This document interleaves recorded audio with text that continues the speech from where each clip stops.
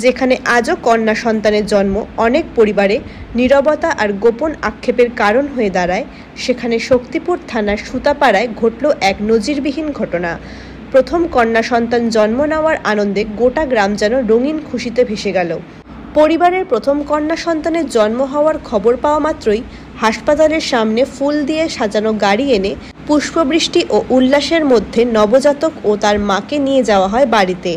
চারপাশে হাসি, আনন্দ আর আশীর্বাদের ঝড়। শুধু তাই নয়, পরিবারের পক্ষ থেকে পুরো গ্রামবাসীকে মিষ্টিমুখ করানো হয়। এই উদাহরণ যেন সমাজকে চোখে আঙ্গুল দিয়ে দেখিয়ে দিল, শুধু পুত্র নয়, কন্যারাও পারে বংশের আলো জ্বালাতে, পরিবারের গর্ব হয়ে উঠতে।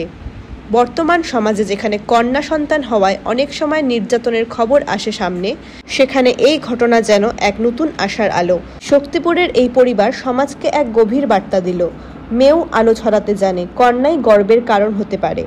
এই ধরনের ইতিবাচক মানসিকতা সমাজে আরও ছড়িয়ে পড়ুক, এই কামনাই সকলের।